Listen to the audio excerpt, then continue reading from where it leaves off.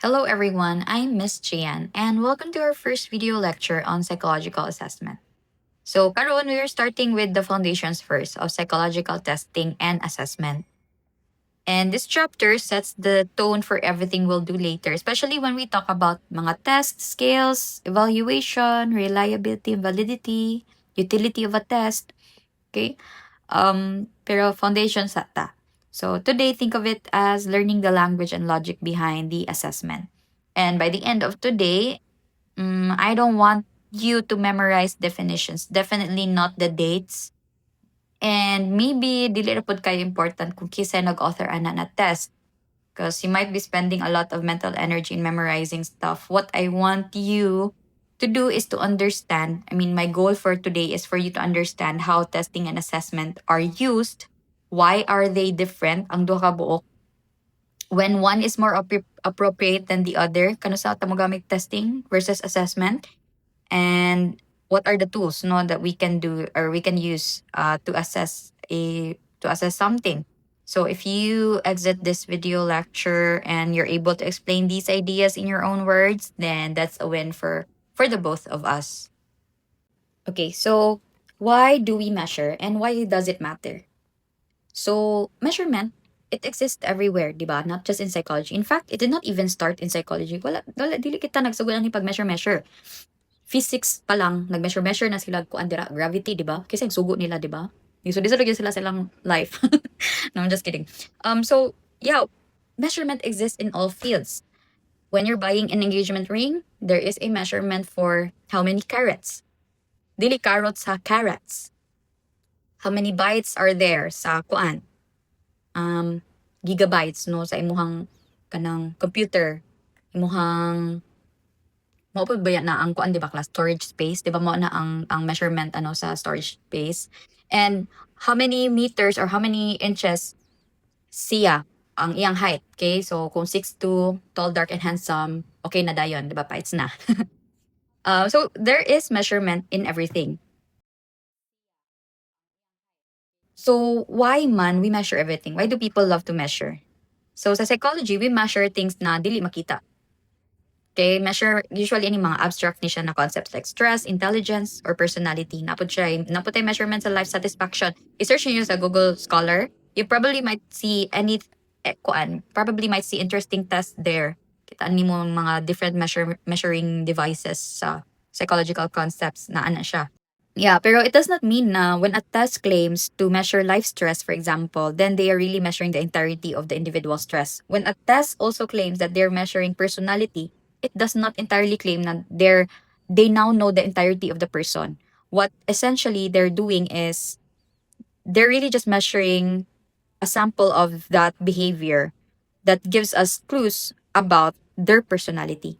Okay? I hope that makes sense. Mararagid siya sa medical laboratories, di ba, class? Mukuha man tag sample sa dugo, sample sa ihi, sample sa tae, overall, which indicates our health or our platelet count. Tanaw ta sa platelet count, sa neutrophils. Sakto na ba niya kung ipang-ingon? Ay, hindi na kumukuan sa akin. Ipang medtech naman ni siya. Pero anyway, you get the point, right? Igana po ang psychological testing. We're just getting a sample of behavior to help us inform of a certain umbrella construct. So again, question, why is measuring important? Plain and simple. It answers a question. It guides our decision, whether it's buying a new iPhone, enrolling in a certain school, or hiring an employee. But also it helps us predict something. Ganahan kita prediction, no? Ganahan kita na kanang we can predict something. Unang kuan kayo ng mga tarot cards. Well, anyway, yeah. What do you think are some psychological traits or behaviors that are difficult to measure? And why do you think these are hard to measure? Right, before we proceed. Okay, so let's proceed now to the historical roots sa testing. It's just very brief lang because we will tackle them more in-depthly sa chapter 2. So I started with Alfred Binet, ang modern testing. Modern testing is because napaman dyan nag-una ni Alfred Binet, no? Mga Middle Ages, Ancient China, nana sila ilang mga own test scores. So if makadungog mo ni sniff ko because I have flu. So yeah, anyway. So si Alfred Binet, murag siyang nagpa-boom, nagka-start in a way sa intelligence test. And iyang goal ra jud is to help schools place children in Paris properly. School placement ra gyud iyang goal. So later sa World War I, World War II, na large scale use of testing because of military screening. Of course, if you want to hire good soldiers, you want to see if they're highly intelligent, they're capable in various skills, and highly in good in emotional regulation, right? And thus, because of this one, testing expanded into schools, clinics, workplace, and it's what they say, the rest is history. Again, we will tackle more on the next chapter. Kai, it's quite interesting how China used testing before and why it was very important for them to pass these tests. Kai, back then, when you're living in ancient China, wow, baka storya ko ba murag naka-experience na pud ko noon, yan time travel ko, yan chika ko ninyo kung sa nahitabo dito sa ancient China. But anyway, when you're born into a noble family, so you live a nobleman's life. Gana siya no, your standing in society is determined by birth. Na naay gitawag na mga imperial testing. So kani mga imperial testing, if you pass it, then you will have a government position. So when you have a government position, you're entitled to different privileges. So example sa mga privileges, mga tax exemption. Ug na giingon na you're also exempted from torture, di ba? So of course maningkamot jud ka, ikaw naka-live sa ancient China, di ba ka maningkamot kung accepted ka sa kanang torture by interrogation sa una, maningkamot jud ka kay lisod kanang sakit sa kaya. Di ba? Di ba kasi may ganahan ni torture wala man. Wala man, di ba? So wala lang, joke lang jud ko class. Anyway, mura tagbuang diri no kanang magkatawa ra ta sa atong mga joke. Pero may noon na naka-appreciate myself. I feel like funny jud ko sometimes. Okay, so anyway, we will tackle this more sa next chapter. So mo to, ni dako na maayo ang testing industry, nahimo na siyang enterprise, nahimo na siyang business. Especially sa China, Korea, very very ko ano siya no, very lucrative na business there. In the Philippines, you cannot really see assessment centers booming even in dili kita og mga tutorial cram school, di ba? Wala kay na siya. Di ko ka-relate mo tan ako K-drama mo adto sila cram school kay magtuon pa gid sila para mo taas pa gid ilang grades sa kuan. Di ba sa ato kay basta kay pasar okay na, di ba? Ana man 'di ba? Sa ato natay nga na mindset. Well, anyway, moto siya no ni-grow na siya. So daghan na kayo nag-make og test, daghan na kayo naggamit og test. So there is a need for a regulating body. Kay alangan naman ang testing, gamiton man po siya og important decisions, especially example kung maggamit kag testing to help you decide who to hire. Nya dili regulated imong test, dili ka sure if kana na test kay sakto ba na, credible ba na siya na testing, reliable ba na siya? Does it really measure what it intends to measure? Okay, so naa siya dapat regulating body. And naaman, they call it short-term standards. Pero the standards is a governing body yun in test development and test usage. Okay, so mo na siya na dapat na professional training ang mo conduct sa testing. And of course, there is an ethical usage sa test as well. Now, we keep using the word tests or testing. Pero before we proceed, let's clear up a very common confusion regarding testing and assessment. Oftentimes, pud gyud ma-interchange yun siya sa literature, ma-interchange siya sa journal articles, even sa research. Medyo blurry ang kuan. Pero important bang good na we create distinction between the two as psychology practitioners. So, usa din ng psychological testing. Psychological testing is about measuring a psychological variable. Usually, ani niyang i-produce is a score. Now, a psychological assessment is broader siya. Usually, there is a question that you're meant to answer, and then after there is a judgment involved of the assessor. So it's about understanding sa person and answering a specific question using multiple sources of data. Kaning testing, pwede rin siya one test tool lang din siya. One test na imong gamit. Kani siya, need na siya multiple sources of data. So, to further illustrate, ang objective sa testing is to obtain the scores of a certain variable, right? Ang assessment is to answer a referral question. Okay, and then the testing is tool-centered. There are test manuals that you need to follow. If example na ay score dinha na makuha, there is an interpretation of that score ug unsa na siya. Example sa IQ, if you scored say for example 85/100, you probably belong to in the highly intelligent no na category. Depende po na siya no ang kung unsa na test imo gigamit. Ang assessment is process-centered. And then ang kani siyang kung ano, tester is interchangeable while the assessment central siya kay siya man ang mo integrate sa data, siya ang mo interpret, siya pa jud ang mo create og judgment. And then lastly is ang testing limited siya interpretation kay again very technical maguning testing. Whereas to assessment medyo in-depth siya, integrated pa gyud iyang interpretation to various sources of data. Now, why do you think people often use the terms testing and assessment interchangeably? Ngano per man siya mag-interchange? And unsa may problem ani usually if ma-interchange siya? What I see as a problem of this one is because is if you interchange the two and ang role sa assessor makuha sa technician or sa psychometrician. Imagine an untrained person trying to answer whether or not the person has a neuropsychological disorder. We are not trained for that. So we're not allowed to conduct these types of assessment and interpretation. There are instances wherein a psychometrician is allowed to conduct these types of assessment, pero always yun na with a supervision of a psychologist. Remember, you're not handling here a plant, no, a halaman. You're not handling a kanang you're not experimenting a kung ano, you're dealing with human life here. And your decision could be very impactful to that person. So, mana siyang important ang designation within the two. So kanus data makaingon when is testing needed and when is assessment needed. So testing alone is fine when you're screening a large group, okay, or you're making comparisons within a large group. So, sample survey, if you want to compare the intelligence scores of group A versus group B, population A versus population B, if you want to check the marital satisfaction of those in the collectivistic culture versus the individualistic culture. So you're doing group comparisons. That testing is enough, right? So you want to make a standardized decision and you want to gather as much samples as possible.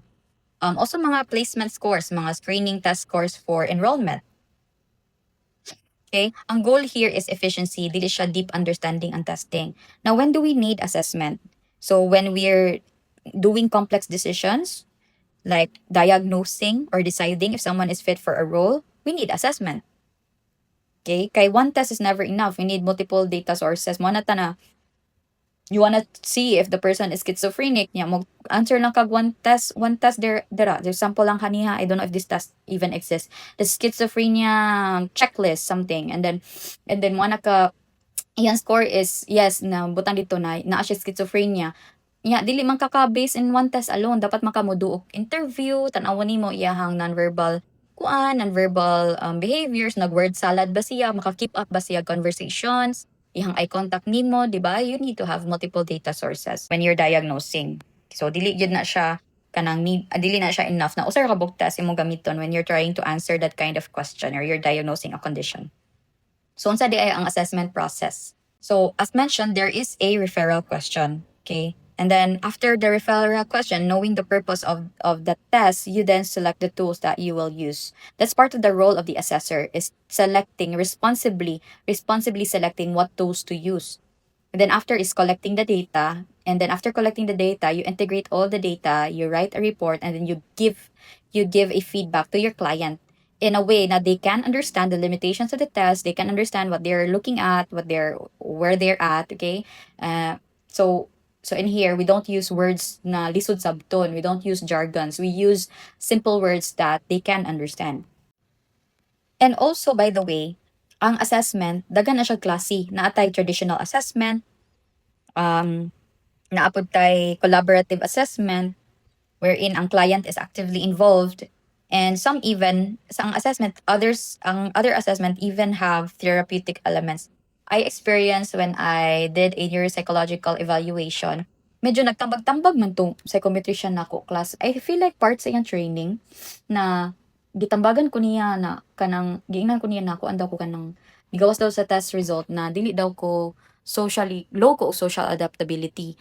Ang iyang gitambagan na kanang basig ka ng kuan need jud ka kanang interaction, pakigkuan na pod sa uban, pakig-interact pod sa uban niya. Sa ako ato ba kay kanang mo interact man ko, pero the way that the test is placed man good is very biased towards introverted person bitaw. So wala na sa ko niingon because I of course di mataganahan di ba mag pinamaymay. So nitando lang pud sa jud ko ato. Pero you look at the tests that you're trying to answer, and then naaman sad na nimo if you will accept their kanang evaluation. For me, there is a bit of a technicality sa test that I was answering, kay it's highly biased and not in a good way. If you're an introverted person, murabag i-categorize ka na you have low as social adaptability if you want to recharge alone. I feel like I mentioned that. I mentioned that to her. And anak ko niya na kanang, oh, actually, I like people. I am a very relationship type of person na if you make me choose whether I'm a people-oriented or task-oriented, I'm very a people person. Na, but the thing is, if I'm in a large crowd, that will exhaust me easily compared to if I'm in a group of people that I trust, just 4 3 people. I can do large crowds but only for a few hours. Mara siya limit bitaw class. Mura kog iPhone, dali ra kay ko malobat in a large group of people. And I told her na I feel like the test is leaning in that way. Mo nang murag na capture na loco social adaptability. But in a sense, I don't think na I have low social adaptability. I'm rather very introverted. But if you put me in the group of with a small group of people, dili man sad ko magkuan, 'di ba? Dili man ko magtago nila, especially if they're my friends. I mean, I love being with my friends. So, can you say that if a person is with a few group of people, they have low social adaptability, 'di ba? So it depends really on what test you use. For me, kato akong gatuan na clinic no, they did not use a culture fair na test.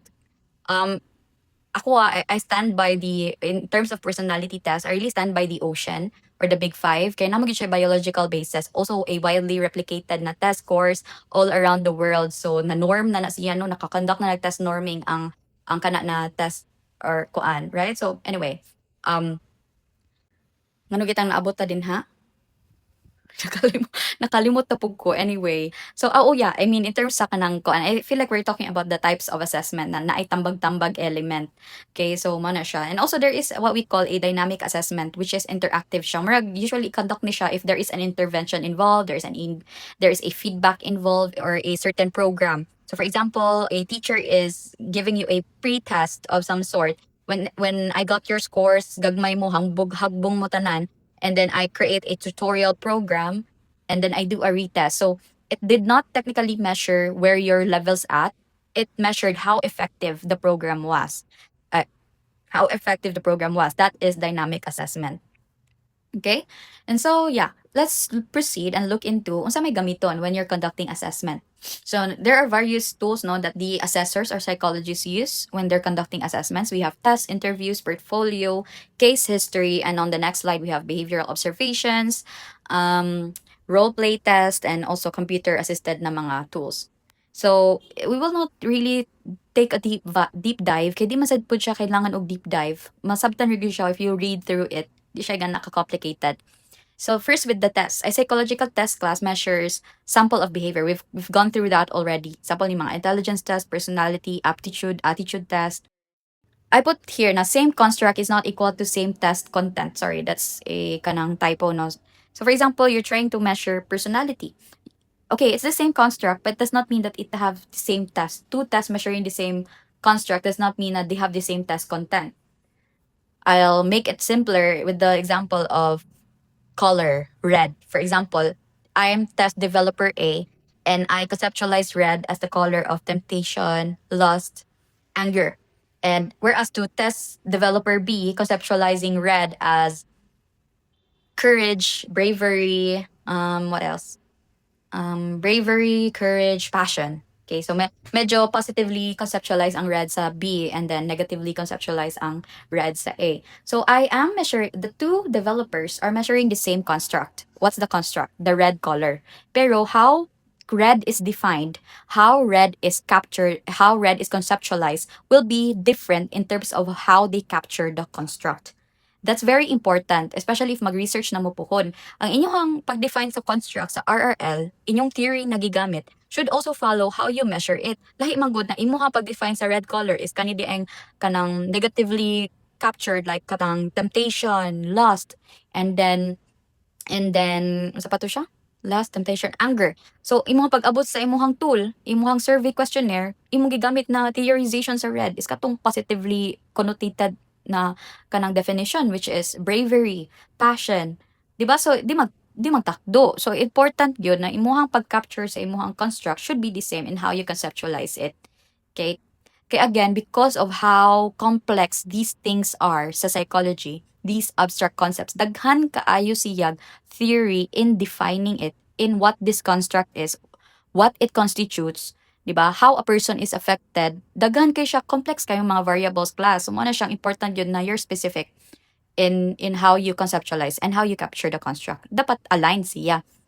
Mo na siya ha. So ako medyo bantayan tanaw na ko if na-retain ninyo in di na magkadimao inyong kanang research din ha na. Patay gyud mo na ako. Okay, so I hope that's clear. Anyway, let's move on to interviews. Okay, so ang interviews gives us rich information. It's not what people say, but how they say it. So use na siya sa clinical, educational, and work settings pod. But their quality depends heavily sa interviewer. For example, if imuhang psychologist, dili may mo guide or facilitate sa questions, 'di ba? Especially if guarded ang client, right? And dili siya may mo gauge pod sa mga nonverbal cues. So the client might be saying one thing but they're feeling another thing. So it depends po sa skills sa interviewer. Mana siyang um, important to conduct it as well. So pinaka-ideal is face-to-face, but interviews are also done through phone, also online. Sa phone, unsaon din namin as well, ang tone sa voice, ang pitch sa voice. Especially if like, di ba ang words, ang schizophrenia, nana sila ay, one of the symptoms there is a word salad, right? Na dili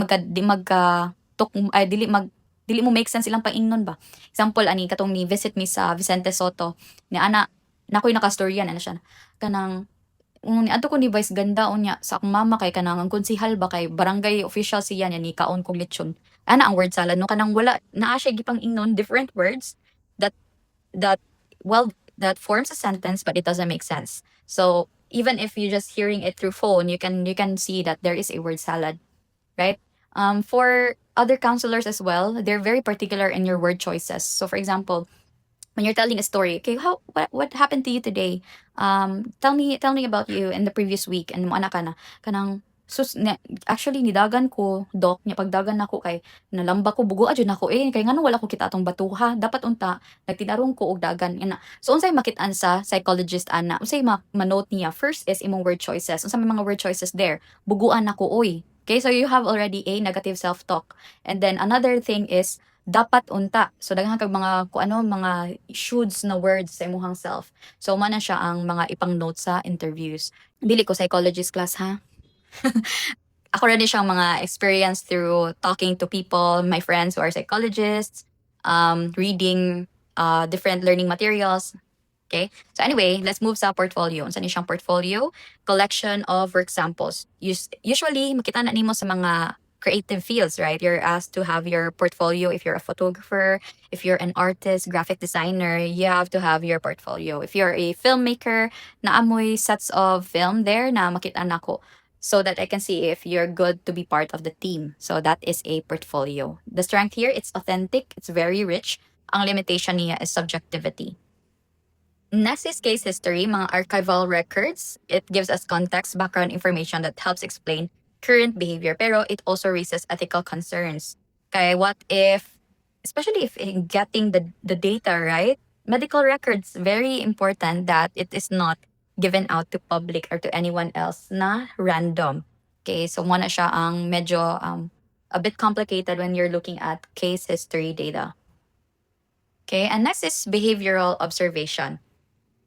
So sometimes ang best way to understand behavior is to observe it directly. And it can happen in laboratory settings where it is structured, but it can also happen in natural environments. So for example, a psychologist could do a home visit in a person with autism, and they can look into how the person interacts. Also visits the person in their school, look at how that person interacts with their classmates. That's naturalistic observation. Ang limitation ani niya It takes time, especially if naturalistic, no? It takes time. And there's also observer bias that is involved. And then role play tests are usually used in leadership, is used to assess social skills, leadership, and mga coping strategies. Not to In one of my counseling class, there is an armchair therapy wherein you're asked there's two empty chairs and one is where you're seated at. You're asked to imagine a person in front of you. Say you choose the person, your mother, perhaps your father, or your boyfriend, girlfriend, and then you talk to that person. Okay, so one siyang role play. One of the things is a role play test. Also common in mga trainings, example sa call center. If you're a call center agent, naka-experience mo pod ani na right na pangutanon mo. Oh, imagine you're in a situation where you're placed with an irate customer or irate client. What will you respond? That is a role play test. No, that's what we call a work sample type of test. And yes, we have computers in assessment, and particularly now in the age of digitalization, AI, high tech, hard to keep up technology trends, these are rather the norm already. Right? Back in 2019, this wasn't the norm. It's pencil number two and a paper. But now it is a norm, computer testing, right? So it makes everything easier in terms of scoring, interpreting. Of course, it has its drawbacks, pero I would say rather na it really is efficient, especially now na daghan na sila ma ma create, right, to lessen the bugs, make it more accurate, and make it more efficient, even more efficient than human. Of course, dili gid mapulihan ang human judgment there. Example, dili ba ka detect ang computer og non-verbal communication, non-verbal na makuan, di ba? So, man na siya. Now, let's look into the parties that are involved in the assessment enterprise. Katunayang kog standards class, mo ni siya ang governing body, kaning standards for educational and psychological testing, or in short, they call it the standards. Naapod ang APA. APA is also a governing body in terms of the test development and usage, and also NCME. Anyway, let's start first sa developers. Now, we have developers, users, test takers, and society at large. So, ang assessment, dili lang siya about sa test taker. Okay, it's all these four. So, kaning developers, they create the tools that can shape people's future. Na mo nang na ay standards, professional standards, and ethical guidelines. Kaya makashape gyud siya sa future. Example, if mo decide ang employer na dili ka i-hire because of a test. Right? So, it's grabe iyang weight. Mo na kailangan siya regulation. And another thing is ang mga users. Who are the users, right? Sa test users ha, dili ng other user na imong nasa imong utok, okay? Kanang psychologists, like counselors, HR professionals, mga educators, no, they are the test users.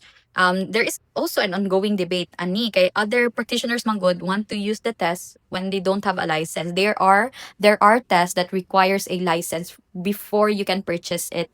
Mo na siyang mga regulating body no na pangayuan sa kamuna na na kay license sa psychology, you're a licensed psychologist before you can get the life satisfaction scale or like the depression, stress, anxiety scale, may nga na ba? Kailangan kag lisensya. Kay kung dili lisensyado ang imong hatagag test, pataka na naggamit din ha. Bisag unsa na yung maapektuhan ng mga tao, di ba? So, importante gyud kaayo na i-regulate siya. Okay, and next is ang test takers. Okay, so test takers, mag-vary na siya ang performance niya. Example, anxiety. Others have a higher test anxiety compared to the other population. Test motivation, your health as well. When you're taking the test, an example, if kanang nasakit mo, of course, you will not be able to function well. Your understanding of purpose, and then, of course, your desire to look good or bad. Now, I I study testing.